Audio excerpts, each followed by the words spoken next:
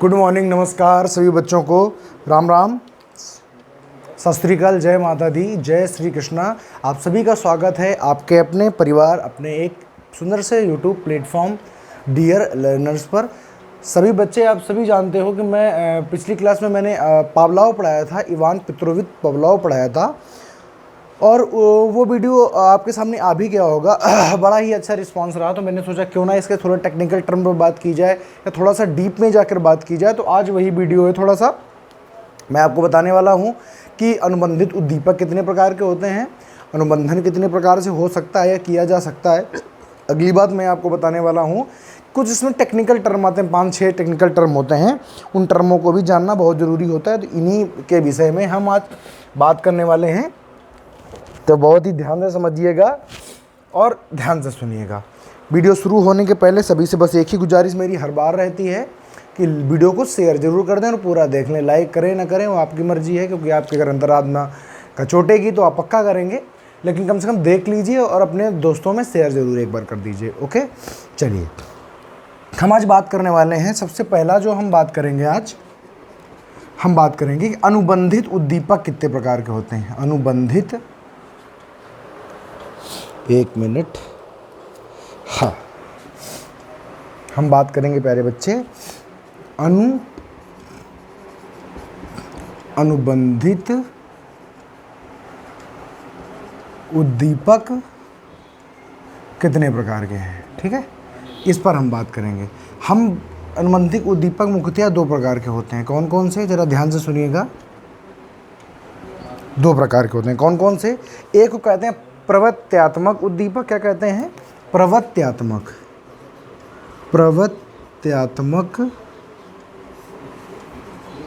उद्दीपक। दूसरी बात, हम दूसरे प्रकार के उद्दीपक, एक कहते हैं प्रवृत्तात्मक उद्दीपक और दूसरे प्रकार को हम कहते हैं विमुखी। क्या कहते हैं? विमुखी उद्दीपक। विमुखी उद्दीपक, वो विमुखी उद्दीपक। ठीक बात। अगर हम बात करते हैं प्रवृत्तात्मक, तो इसकी अंग्रेजी होती है एप्टीट्यूड स्टिमुलस, और दूसरा होता है एवर्सिव स्टिमुलस। अब ध्यान से सुनिए, ये दोनों क्या हैं। 2 प्रकार के स्टिमुलस होते हैं। देखिए, ये जो स्टिमुलस होता है इसको हम कहते हैं सकारात्मक उद्दीपक। क्या कहते हैं? सकारात्मक उद्दीपक। और ये जो दूसरा वाला विमुखी होता है इसको कहते हैं नकारात्मक उद्दीपक। और ध्यान से सुनिएगा, इसमें क्या होता है, इसका ये वाला जब उद्दीपक दिया जाता है तो बच्चे को क्या होता है? सुख होता है, संतोष होता है और प्रसन्नता होती है। ठीक है बात? अच्छा, दूसरी बात, ध्यान से सुनते जाइए। हर एक बात, हर एक पॉइंट एक अपने आप में प्रश्न है। जब इस प्रकार का उद्दीपक दिया जाता है तो इसमें क्या होता है? पीड़ा होती है, असंतोष होता है या दुख होता है। ठीक है, पीड़ा, असंतोष या दुख होता है, या आप कह सकते हैं कि पलायन की भावना भी इस पे होती है। आपसे एक बार प्रश्न आया था कि बताइए पलायन की भावना जो होगी वो किस में होगी? विमुखी में होगी कि प्रवृत्तात्मक में होगी? अब ध्यान से सुनना, अब सिर्फ सुनने की बात है। प्रवृत्तात्मक उद्दीपक का मतलब होता है कि बच्चे को कोई ऐसा उद्दीपक दिखाया गया जो कि उसके प्रवृत्ति के अनुसार था, तो उसको क्या होगा? सुख होगा, संतोष होगा और प्रसन्नता होगी। तो इसको कहते हैं कि आपने क्या किया, बच्चे को क्या किया, उद्दीपक के द्वारा बच्चे को क्या किया, आपने बच्चे को शाबाशी दी, या मान लीजिए ऐसा कोई काम किया जिससे कि बच्चा सकारात्मक उद्दीपक, मानी वो कैसा था? सकारात्मक चीज़ों में था, उसको नकारात्मक हम नहीं कह सकते हैं। वहीं पर अगर विमुखी उद्दीपक दिया, मान लीजिए कोई बच्चा है पढ़ाई नहीं कर रहा है, क्या वो ऐसे कहने पर पढ़ाई करेगा? नहीं बच्चे, पढ़ाई की जाती है, पढ़ाई बहुत अच्छी बात है। कोई बच्चा है पढ़ाई नहीं कर रहा है तो क्या वो आपके ये कहने पर पढ़ाई करेगा कि बच्चे बहुत अच्छी चीज़ होती है पढ़ाई नहीं करोगे तो क्या करोगे? आदि बातों का क्या बच्चे पर कोई प्रभाव पड़ेगा? पड़ेगा, लेकिन कम पड़ेगा। वहीं अगर बच्चे को 4 डंडे सूद दिए गए तब तो कहेंगे सर जी अब पक्का प्रभाव पड़ेगा। एक बच्चे को आपने लेसन याद करने के लिए दिया आप चाहते हैं कि इसका अनुबंधन बन जाए, लेसन याद करके आए, लेकिन वो भी बहुत बदतमीज टाइप का आदमी, वो याद करके आया ही नहीं। अभी बताओ, आप उसको सुख दें, संतोष दें, प्रसन्नता दें, तो क्या वो कल याद करके आएगा? नहीं। अगर वहीं पर अगर पीड़ा दे दी, असंतोष दे दिया, दुख दे दिया, तो कल पक्का याद करके आएगा। आप समझ रहे होंगे कि अनुबंधन किस में जल्दी होता है, इसमें होता है कि इसमें होता है। तो आप कहेंगे अगर पीड़ा दे दिया गया, उसको अगर मार दिया गया, तो अनुबंधन की जो गति है वो बहुत तेज होती है। तो इसमें अनुबंधन की गति, अनुबंधन की गति बहुत तेज होती है, बहुत तेज होती है। वहीं पर यहाँ पर अब मान लीजिए किसी बच्चों को आप रोज़ प्यार से समझा रहे हैं, बच्चे पढ़ना चाहिए, पढ़ोगे नहीं तो क्या करोगे, तो उसके दिमाग में परिवर्तन आएगा, लेकिन टाइम बहुत लगे। क्योंकि यहाँ पर उसको किसी बात का कोई भय नहीं है। वो जानता है कि आप मारेंगे तो है नहीं, कहेंगे, वो सोचेगा आज नहीं तो कल कर लेंगे, कल भी तो अच्छा ही होता होगा, पढ़ाई परसों भी अच्छी होती होगी। लेकिन अगर आपने उसको सूद दिया एक बार, तो कल ही वो अनुबंधन हो जाएगा। और हमेशा जब आप डंडा दिखाएंगे, जब आप उसके सामने आएंगे, समझ जाएगा कि याद करके नहीं आए तो कल ही हमको गिरा के मारेगा। समझ रहे हो बात की नहीं? तो बेसिक सी बात, जैसे हम अपने स्कूल टाइम से बात लेते हैं, जब हमको डांटा जाता था, मारा जाता था, तभी हमने उस काम को करना चाहा या करना शुरू किया। तो यहाँ पर अगर पूछा जाए कि इसमें, तो इसमें अनुबंधन की गति, इसमें अनुबंधन की गति धीमी होती है, धीमी होती। अब देखो यहाँ पर कई सारे प्रश्न आपके, मुख्य प्रश्न तो यही हो गए जो नीचे आपने लिखे हैं, ये मोस्ट इंपॉर्टेंट है। पूछा है कि बताइए किस प्रकार के अनुबंधित उद्दीपक में गति बहुत तेज होती है, तो विमुखी यानी निगेटिव नकारात्मक उद्दीपक या एवर्सिव स्टिमुलस में। ठीक। कहा जाए किस में धीमे होती है, तो एप्टीटिव स्टिमुलस या प्रवृत्तात्मक उद्दीपक या सकारात्मक उद्दीपक। पूछा जाए बताइए जब उद्दीपक, कौन सा उद्दीपक दिया जाएगा तो बच्चे को सुख, संतोष, प्रसन्नता होगी, तो आप कहेंगे प्रवृत्तात्मक उद्दीपक। पूछा जाए कौन सा उद्दीपक दिया जाएगा बच्चे को पीड़ा होगी, दुख होगा, विमुखी उद्दीपक या नकारात्मक उद्दीपक। किस उद्दीपक से बच्चा जल्दी अनुबंध सीखता है या जल्दी उसमें अनुबंधन बनता है, तो आप कहेंगे विमुखी उद्दीपक। क्यों? क्योंकि वो नकारात्मक होता है। आप जानते हैं भय बिन होए न प्रीत, भगवान राम कहते हैं। समुद्र को मनाते रहते हैं लेकिन समुद्र मानता नहीं है, तो कहते हैं भय बिन होए न प्रीति, यानी भय के बिना कोई सीखता नहीं है। तो बताओ अच्छा क्या है? रामायण में भी कहा गया है कि आप अगर कोई टीचर है तो स्टूडेंट के प्रति उसको थोड़ा बहुत स्ट्रिक्ट होना पड़ेगा, क्योंकि अगर वो स्ट्रिक्ट नहीं होगा तो बच्चे उसका कोर्स, उसका सब्जेक्ट, उसकी कही हुई बातों का तवज्जो नहीं देंगे या उस पर ध्यान नहीं देंगे, इसलिए बहुत ज़रूरी है। तो आप कह सकते हैं समझ में आई बात की नहीं आई है? समझ में आई है तो एक बार स्क्रीनशॉट फटाक से करो, फिर आगे की बात सुनाते हैं आपको। तो ये दो प्रकार के हो गए उद्दीपक। ये क्या थे? अनुबंधित उद्दीपक के प्रकार, यानी जो आप सीआर करते हैं ना, जो आप सीएस, कंडीशनड स्टिमुलस, उसके दो टाइप हो गए। ठीक, कर लिया स्क्रीनशॉट? आप कहेंगे जी हाँ। देखो अब आगे, अब हम आगे पढ़ने वाले हैं कि अनुबंधन के कितने प्रकार होते हैं। अभी तो अनुबंधित उद्दीपक के प्रकार तुमने पढ़े, अब आगे क्या पढ़ोगे? तो आगे प्यारे बच्चे आप पढ़ने वाले हो कि तो अब बताओ, इसके तो प्रकार हमने पढ़ लिए, तो बताओ अनुबंधन कितनी प्रकार से करा सकते हैं और कौन सा अनुबंधन अच्छा होता है।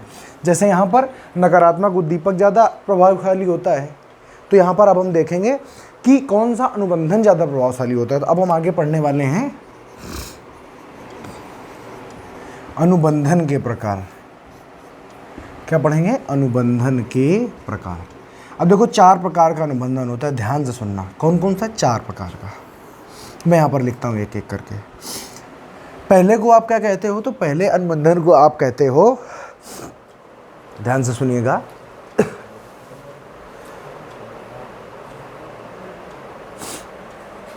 पहले अनुबंधन का प्यारे बच्चे नाम होता है सहकालिक अनुबंधन। क्या होता है? आप कहेंगे सहकालिक अनुबंधन। ठीक बात, एक बात हो गई। इसको अगर अंग्रेजी की बात करें तो कहते हैं साइमल्टेनियस, MUL,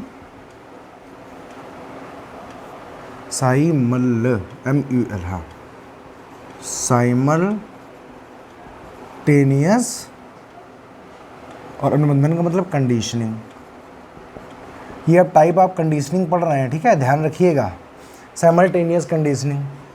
दूसरा प्रकार क्या होता है? तो दूसरा प्रकार होता है, आप कहेंगे पश्चगामी नहीं, दूसरा आप कहेंगे विलंबित अनुबंधन। क्या कहेंगे? आप कहेंगे विलंबित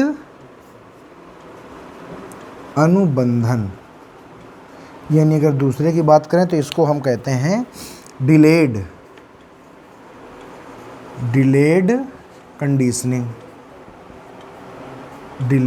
कंडीशनिंग, ठीक बात।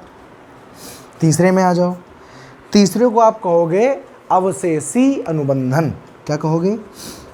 अवशेषी या अवशेष अनुबंधन, जिसको आप कहते हैं इंग्लिश में क्या कहते हैं? इंग्लिश में कहते हैं ट्रेस की स्पेलिंग होती है TRACE। क्या होती है? Trace, TRACE, trace conditioning. ध्यान से देखिएगा, बहुत ही इंटरेस्टिंग टॉपिक है ये, ठीक है। अगर अगले की बात करें तो अगला है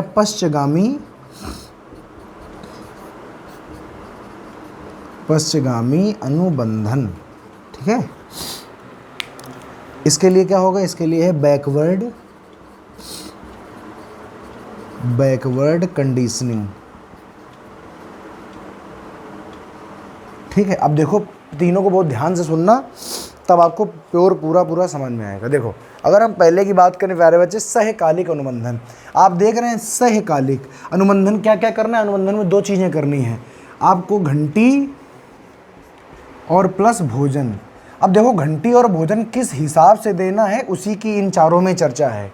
कब पहले घंटी, कब भोजन, कब घंटी, इसी के बारे में चर्चा इन पर चारों पर की गई। तो ध्यान से सुनना, घंटी भी बजेगी और भोजन भी दिया जाएगा, यही चारों में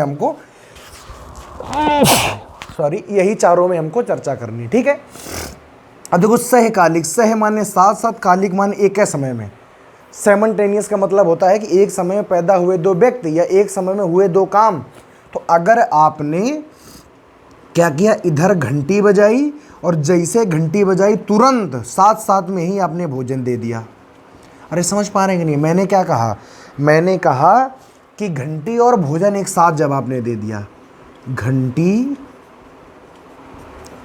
एवं भोजन एक साथ एक समय में, समझ पा रहे हो कि नहीं? यानी आपने ऐसे घंटी बजाई, घंटी और भोजन साथ में, भोजन रखा, घंटी बजाना शुरू किया, यानी साइमल्टेनियस मतलब सहकालिक, यानी एक ही समय पर, जिस जैसे ही घंटी वैसे ही भोजन, यानी घंटी और भोजन के बीच में एक भी सेकंड का भी समय पछता नहीं होती है, यानी एक भी सेकंड की देरी नहीं होती है। घंटी और भोजन साथ, सहकालिक माने एक ही समय में, एक ही काल में साथ साथ जब आपने घंटी और भोजन दिया तो सहकालिक हो गया, एक बात। दूसरा है विलंबित अनुबंधन। विलंब करना है, यानी अब देखो, विलंब करने के लिए क्या करोगे? घंटी को पहले बजाओ, घंटी को क्या करना है? पहले बजा दो। उसके बाद में क्या करो? भोजन को बाद में लाओ,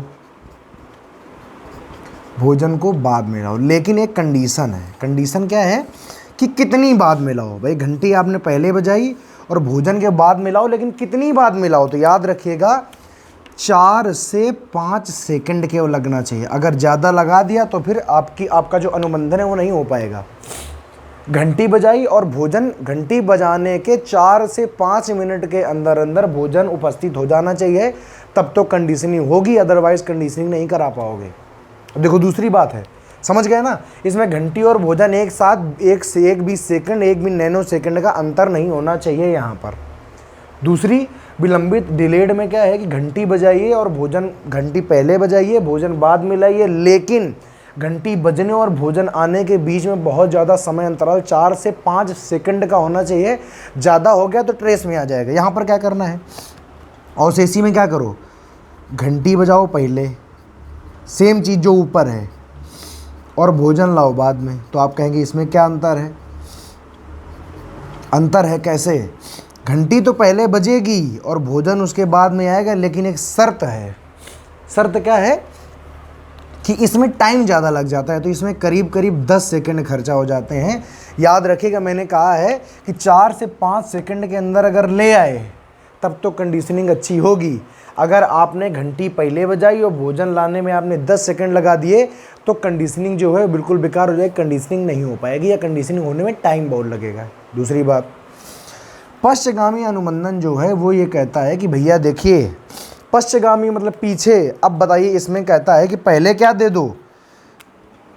पहले दे दो भोजन, भोजन क्या करो पहले, और प्लस घंटी, घंटी क्या करो बाद में, घंटी बाद में। अब मुझे एक आप बात बताओ, आपने पहले भोजन दे दिया है, हम भूखे थे, या कुत्ता मान लीजिए भूखा है, कुत्ते को भोजन अगर आप पहले दे दो, आप घंटी बजाओ चाहे ना बजाओ, उसको क्या फ़र्क पड़ता है।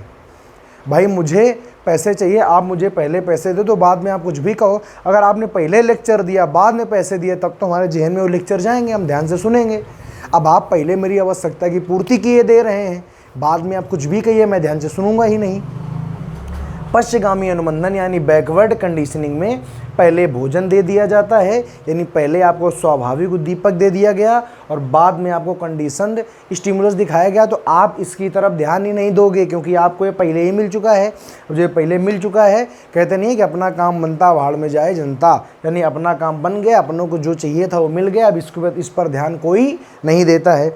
तो मुझे बताइए सबसे ख़राब कंडीशनिंग किस में होगी इसमें, तो आप कहेंगे सबसे ख़राब कंडीशनिंग किस में, तो सबसे कम अनुबंधन किस में होगा, इसमें होगा, सबसे कम अनुबंधन होगा। या आप कहेंगे कि सबसे धीरे अनुबंधन किस में होगा, इसमें होगा। अब तो सबसे तेज कहाँ होगा, देखो सहकालिक में आप एक ही समय दे रहे, तो हो सकता है कि जब आप एक समय घंटी बजाएं खाना दें, घंटी को खाना एक साथ दे दिया तो ये खाने में लग जाएगा, घंटी में ध्यान ही नहीं देगा। यहाँ पर क्या किया है, घंटी बजाई और भोजन लाया, लेकिन 10 सेकंड का समय लगा दिया, वो भूल गया घंटी। लेकिन यहाँ पर क्या है, तो कहते हैं कि कंडीशनिंग का सबसे बेस्ट समय क्या होता है, कंडीशनिंग कराने का सबसे बेस्ट समय होता है 4 से 5 सेकंड। मतलब जो भी आप कंडीशनड रिस्पॉन्स यानी घंटी बजा रहे हैं, अगर उसके 4 से 5 सेकंड के अंदर अगर आपने खाना दे दिया या आपने प्राकृतिक स्टिमुलस दे दिया, तो कंडीशनिंग सबसे तेज़ और सबसे अच्छी होती है। तो आपसे पूछ लिया जाए कि बताइए सबसे आदर्श समय क्या है, तो कहेंगे 4 से 5 सेकंड आदर्श समय। काहे का आदर्श समय, कंडीशनिंग कराने का। बताओ याद रखोगे ना, कंडीशनिंग कराने का सबसे आदर्श समय क्या है, 4 से 5 सेकंड। जबकि विलंबित अनुबंधन क्या होता है, इसमें सबसे तेज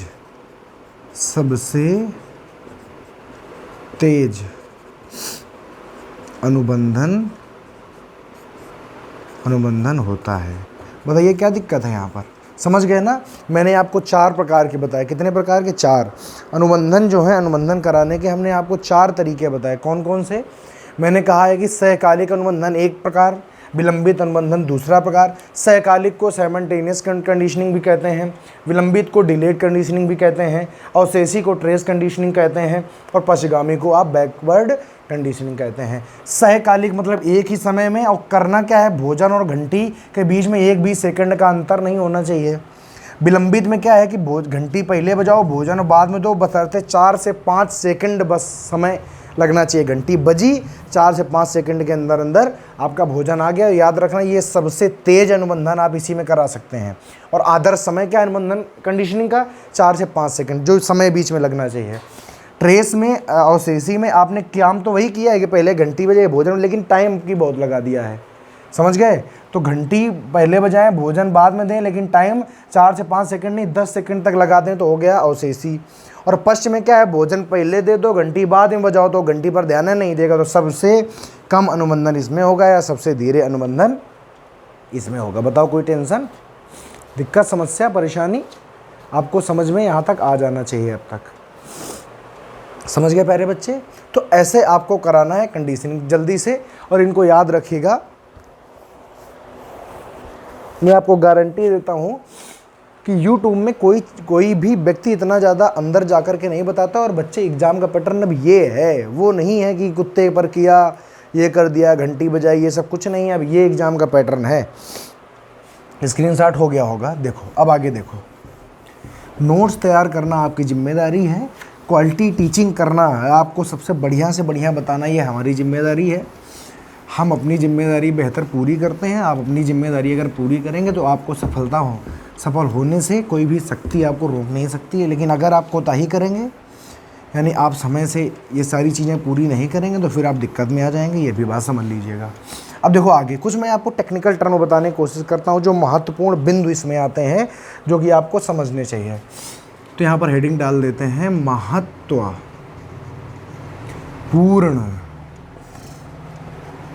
समुप्रत्यय यानी कॉन्सेप्ट। इंपॉर्टेंट कॉन्सेप्ट आप पढ़ेंगे।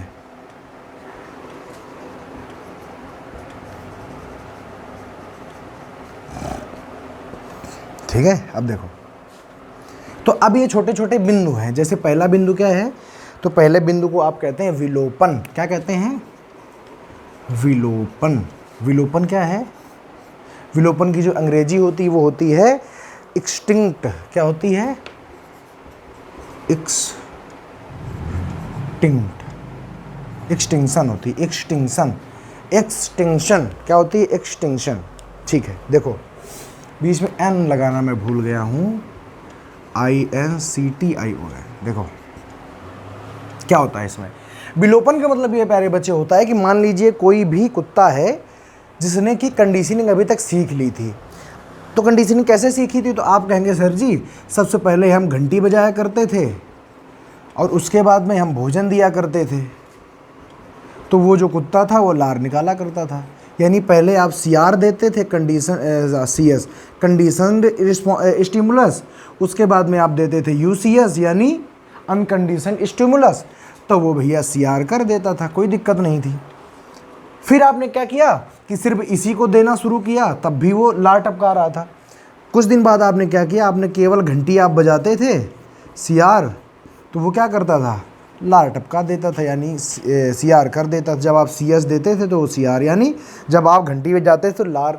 लेकिन याद रखिएगा अगर आप बार बार यही काम करेंगे, अभी कुत्ता जानता है कि जो घंटी है, घंटी के बाद हमको भोजन मिलता है तो लार निकलती है, लेकिन घंटी के बाद आप बार बार भोजन दे रहे तो लार निकाल रहा, तो सीख गया था कि घंटी बजेगी तो मतलब भोजन मिलेगा। आपने क्या किया, कई बार ऐसा किया कि केवल घंटी बजाई लेकिन भोजन नहीं दिया, घंटी बजाई भोजन नहीं दिया, उसने लार निकाली, आपने घंटी बजाई, उसने लार निकाली, आपने फिर भोजन नहीं दिया। तो अगर कई बार आप यही बात रिपीट कर देते हैं, यानी इसका मतलब ये है कि आप घंटी बजाते हैं परंतु भोजन नहीं देते, तो कुछ समय बाद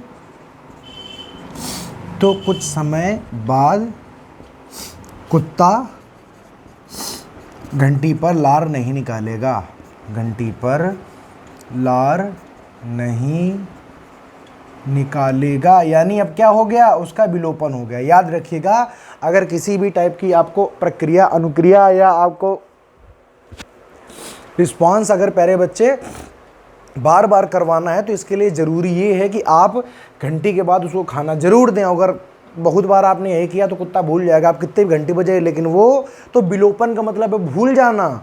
अब वो आप कितनी भी आप घंटी बजाए लेकिन वो लार नहीं टपकाएगा, यानी वो भूल गया, उसके दिमाग से निकल गई बात।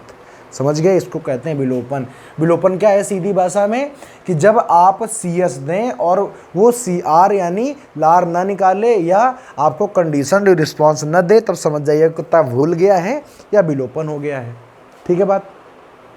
इसका एग्जाम्पल देना, एक बच्चा जिसको गुलाब का एक कांटा चुभ जाता है तो वो लाल वस्तुओं से डरने लगता है, लेकिन बहुत समय तक जब उसको कांटा नहीं चुभता है या जब उसको बहुत दिन तक लाल फूल नहीं दिखता है तो वो धीरे धीरे करके इसको भूल जाता है।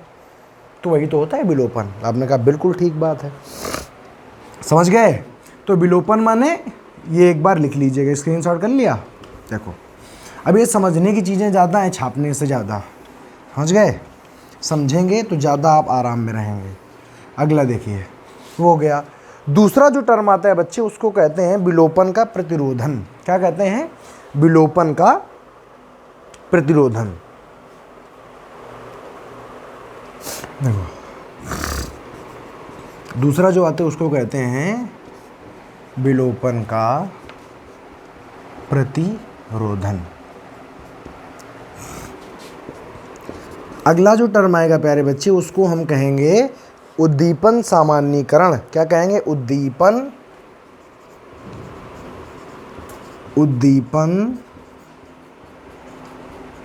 सामान्यीकरण।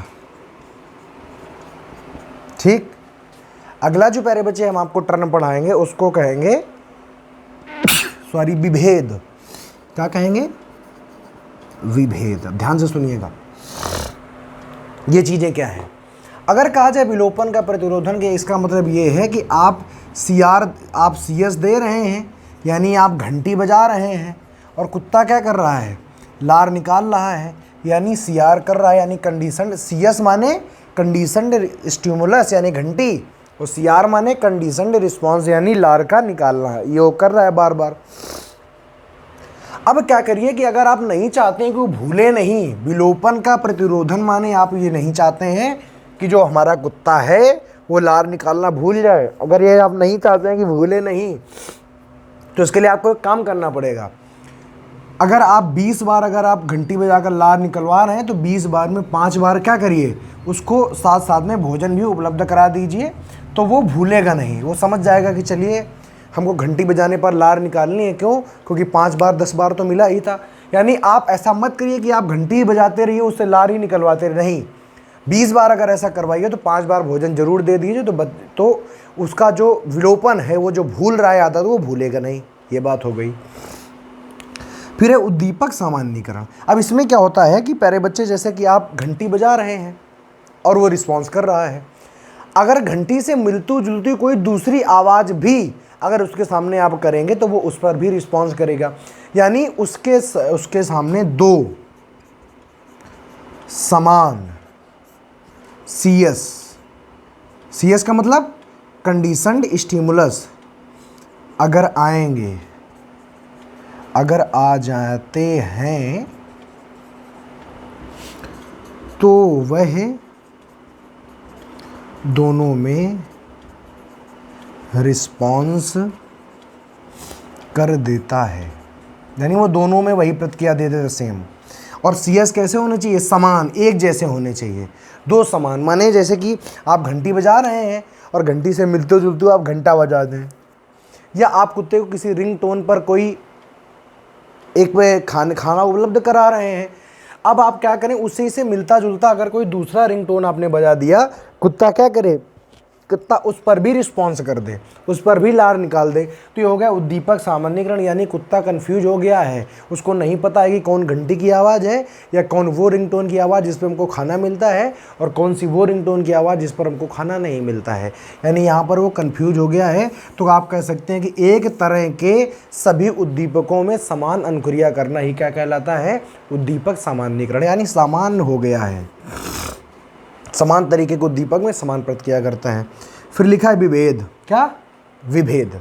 विभेद का मतलब होता है, अभी क्या हुआ, कुत्ते को जब बार बार आपने क्या किया कि एक टाइप की रिंग टोन बजाई और दूसरे टाइप की रिंग टोन बजाई, तो प्यारे बच्चे वो क्या करता था, एक तरह का रिस्पॉन्स दे देता था।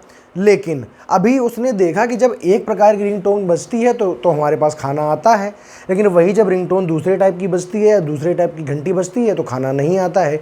तो वो उस पर क्या करने लगा, दोनों प्रकार की आवाज़ों में, दोनों प्रकार के CS में, CS कौन? आवाज़ों में क्या करने लगा, विभेद करना शुरू कर दिया। यानी वो पहचान गया कौन सी हमारे मतलब वाली है, किस पे खाना मिलेगा और किस पे नहीं मिलेगा। तो अब वो क्या, अब दोनों पर रिस्पॉन्स नहीं करता, अब दोनों पर रिस्पॉन्स नहीं करता। देखो जब बच्चा छोटा होता है तो उसकी माता जी आती हैं, तब भी वो क्या करता है, माँ कहता है, अगर उसी की माँ की साड़ी अगर कोई अन्य औरत भी पहन के आ जाती है तब भी बच्चा क्या करता है, उसमें विभेद नहीं कर पाता है और उसको भी अपनी माँ समझ बैठता है। लेकिन कुछ समय बाद वो आवाज़ पहचानने लगता है, उसका चेहरा पहचानने लगता है, तो फिर आप साड़ी नहीं चाहे कुछ भी पहन के आए, लेकिन वो समझ जाता है कि ये अब मेरी माँ नहीं है। तो वही बात यहाँ पर भी है, कुत्ता समझ जाता है कि ये 2 आवाज़ें हैं, एक में खाना आएगा और एक में नहीं आएगा। वो समझ जाएगा किस पे हमको रिस्पॉन्स करना है, तो उसी पर रिस्पॉन्स करेगा। तो ये टेक्निकल टर्म है, बिलो ये हो गया और विभेद हो गया। ठीक है, अब यहाँ से हम IB पावलोव को ख़त्म करते हैं। प्यारे बच्चे, आपसे ये गुजारिश है कि आप लाइक शेयर सब्सक्राइब करें, इसको ज़्यादा से ज़्यादा देखें, ज़्यादा से ज़्यादा पसंद करें।